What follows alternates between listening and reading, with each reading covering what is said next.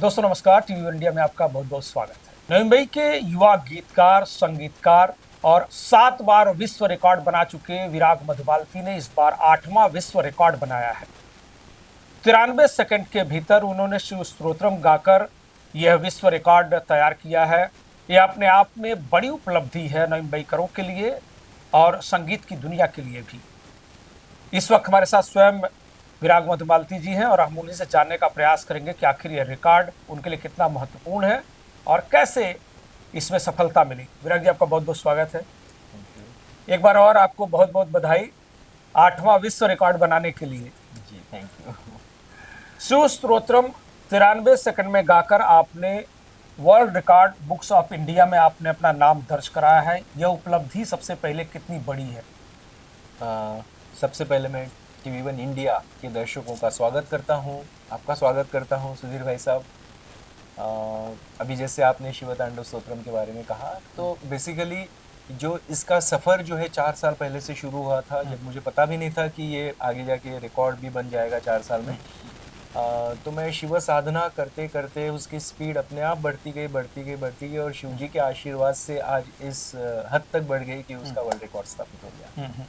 कितना इसका प्रोसेस कैसा रहा, कैसी चुनौती रही आपको इस रिकॉर्ड पे बनाने में? क्योंकि 93 सेकंड बहुत ही कम समय में होता है और इतने समय में पूरे स्तोत्रम को गायन करना ये अपने आप में बहुत ही मुश्किल होता है। जी, आपने सच कहा है। बिकॉज जब मैंने स्टार्ट किया था तब मुझे भी पता नहीं था कि मुझे तो यहाँ तक लग रहा था कि क्या मैं ये इसको गा भी पाऊंगा, क्योंकि जो संस्कृत श्लोक थे, फर्स्ट टाइम मैं कोई श्लोक पे स्तोत्रम पे काम कर रहा था कुछ, बट वो साधना कर रहा था। बेसिकली मैं उसको गाने के लिए नहीं कर रहा था, मैं साधना कर रहा था। क्योंकि मैं डेली शिव जी की जब साधना करता हूँ तो 2 बार शिव तांडव स्तोत्रम 4 साल से गा रहा हूँ, सुबह 2 बार, शाम को 2 बार। तो वो मुझे एज अ साधना में करता था, तो इसीलिए शायद वो हो पाया है। क्योंकि अगर मैं उसको कुछ और समझ के करता था कि मुझे इसमें रिकॉर्ड करना है या फिर कुछ करना है, तो पता नहीं वो कैसे कर पाता था। बट वही है कि उनके आशीर्वाद से जय हो भोले बाबा की। ये कहाँ पर रिकॉर्ड अटेम्प्ट किया गया और किस तरह का माहौल रहा, वो माहौल कैसा था?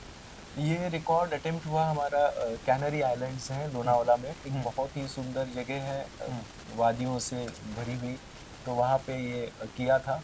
और उससे पहले कई बार जब मैं प्रैक्टिस में, मुझे पता था कि ये यहाँ तक बन चुका है, मैं कर रहा हूँ 133 सेकेंड्स में, तो उसका ट्रैक भी बनाया मैंने, तो आई वॉज श्योर कि ये हो जाएगा। तो फिर वहाँ पे हमने उसको वीडियो शूट में अटेम्प्ट किया। क्या भारत में या विश्व में कहीं इस तरह का प्रयास पहले हुआ था? अगर हुआ था तो कितने मिनट, कितने सेकंड का था जिसको आपने ब्रेक किया?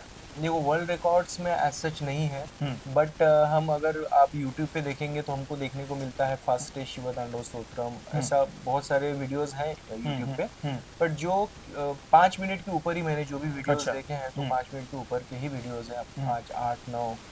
तो एज सच ऐसा कुछ ऑफिशियल रिकॉर्ड नहीं है। तो ये 133 सेकंड्स में जो हुआ है, 1 मिनट 33, मतलब fastest, super fast we can say, super fast है। कितनी बड़ी चुनौती रही इसको कंप्लीट करने में या इस उपलब्धि को हासिल करने में? मुझे चुनौती, जब मैं शुरू में याद कर रहा था, तभी शुरू में मुझे चुनौती डेफिनेटली लगी, बट बाद में मुझे कुछ ऐसा फील नहीं हुआ, क्योंकि मैं उसको, वो मेरे दिनचर्या का भाग था। क्योंकि मैं डेली पूजा करता था, साधना करता था, मैं बस कर ही रहा था 4 साल में। 4 साल में मुझे, आप समझ लो, दिन में कम से कम 5-6 बार अगर होता है, तो 4 साल में कितनी बार मैंने उसको गाया होगा। तो वो अपने आप ही हो गया बस। तो आप कह सकते हैं कि ये आपकी एक तरह से साधना से सिद्धि हासिल हुई है। बिल्कुल वैसा ही है, क्योंकि इसको शूट करने के लिए भी हमने, जब ये तो 1.33 मिनट्स वाला हमने यहाँ शूट किया, लेकिन इससे पहले जो मैंने शिव तांडव शूट किया 4 साल में, वो ऑल ओवर इंडिया के बहुत सारे लोकेशंस पे शूट किया। आसाम से लेके राजस्थान, महाराष्ट्र में कई लोकेशंस पे उसको शूट किया। तो वो बस बैठ चुका था मन में, दिल में, पूरे जहन में, रोम रोम में ऐसा।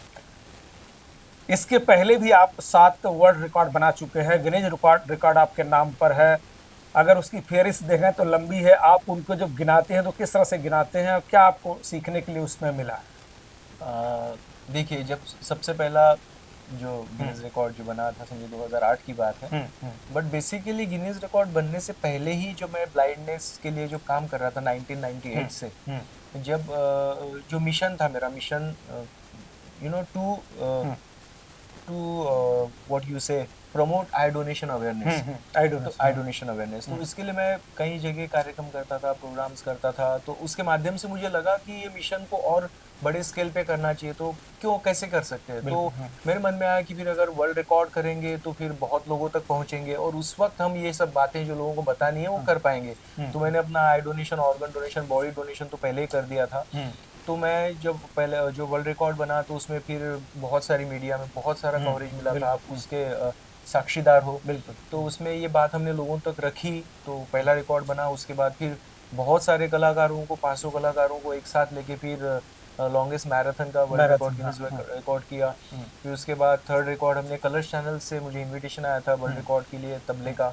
तबले का आपने किया था। तो उसमें 155 तबला वादकों को साथ में लेके फिर वो गिनीज रिकॉर्ड अटेम्प्ट किया। उसमें भी आई डोनेशन अवेयरनेस का मैसेज हमने टीवी में भी, चैनल्स में भी दिया था।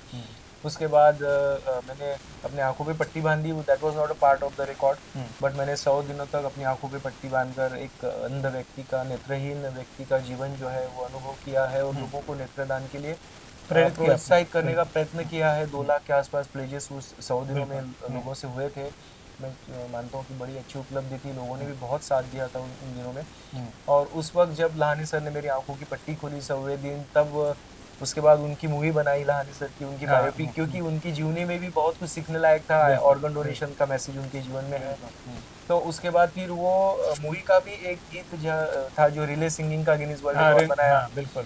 355 कलाकारों को साथ में लेके, 327 कलाकारों को साथ में लेकर। फिर उसके बाद एक फिर से चाइना का वर्ल्ड रिकॉर्ड हमने तोड़ा, 1000 कलाकारों को लेके 38 दिनों तक नॉन स्टॉप सिंगिंग। उसमें भी आई डोनेशन, ऑर्गन डोनेशन, पर्यावरण बचाओ, जन ब्लड डोनेशन, क्योंकि 38 दिन का था। तो बहुत सारे कॉजेस हमने उस प्रमोट किए थे। तो ये लंबी 5 रिकॉर्ड किए थी। फिर उसके बाद जब मुझे भैरव जी का साक्षात्कार हुआ, उन्होंने मुझे चल के आने के लिए नाकोड़ा जी राजस्थान बुलाया प्लांटेशन करते करते। तो मैं प्लांटेशन करते करते गया, तो वो भी 1305 किलोमीटर चल के गया और इतने सारे प्लांटेशन हुए, तो वो भी पर्यावरण के लिए एक रिकॉर्ड अपने आप बन गया। फिर उन दिनों में भी फिर मैं 111 किलोमीटर 24 घंटे में चला उस पीरियड में। क्या बात है। तो वो भी एक रिकॉर्ड बन गया अपने आप। तो ऐसे बनते गया, बस कुछ कुछ रिकॉर्ड्स मैंने सोच के किए, कुछ कुछ रिकॉर्ड्स मेरे ऐसे ही बन गए। नेचुरल, मतलब आप मानते हैं कि कहीं ना कहीं भगवान भोलेनाथ की कृपा आपके ऊपर हो गई। कौन सा और नया क्या प्रयास है, नया क्या आप रिकॉर्ड बनाना चाहते हैं? 8 रिकॉर्ड तो दुनिया को पता चल गए। हाँ जी, एक है जिसके मैं पिछले 30 साल से जो एक संगीत अलंकार जो होते हैं हमारे, इसके कॉम्बिनेशन जो होते हैं सारे गा रे गा मा पा पा, तो एक वेरियस कॉम्बिनेशंस को अलंकार जो कहते हैं, तो उसके मैंने 17 लाख अलंकार अभी तक लिखे हैं। क्या बात है। हाँ, तो उसका एक बुक बनने जा रहा है, 40 फीट ऊंचा है और 2 लाख पेजेस हैं। उसका काम मेरा ऑलमोस्ट हो चुका है, बाकी फिनिशिंग वगैरह वो काफ़ी टाइम से वो चल रहा है। तो वो एक गिनीज वर्ल्ड रिकॉर्ड बनने जा रहा है। मे बी नए साल में हम लोग उसको शायद सभी के समक्ष आ जाएगा, होपफुली। इतनी बड़ी उपलब्धि, इतना बड़ा रिकॉर्ड, और जाहिर सी बात है इसमें तमाम लोगों का प्रयास होगा, सहयोग होगा। आप इसका श्रेय किसे देना चाहते हैं? वैसे तो जो इसमें काफ़ी लोगों का डेफिनेटली एक यूनिवर्सल ये है, तो बहुत लोगों का उसमें साथ होता है। मेरे अभी जो चल के गया था उसमें जैन कम्युनिटी का भी बहुत बड़ा साथ था, जिन्होंने मुझे जिनके साथ से मैं गया था। लेकिन सबसे इम्पोर्टेंट जो है, जिसे मैं कह सकता हूँ कि मेरी वाइफ का, मिसेस का और मेरी बेटी का, उनका साथ डेफिनेटली बहुत इम्पोर्टेंट है, क्योंकि वो हर काम में, समाज तो बाद में आता है, लोग बाद में आते हैं सपोर्ट करने के लिए, परिवार पहले, बट परिवार से ही शुरुआत होती है। और उसने हर टाइम एज अ बैकबोन मुझे सपोर्ट किया है।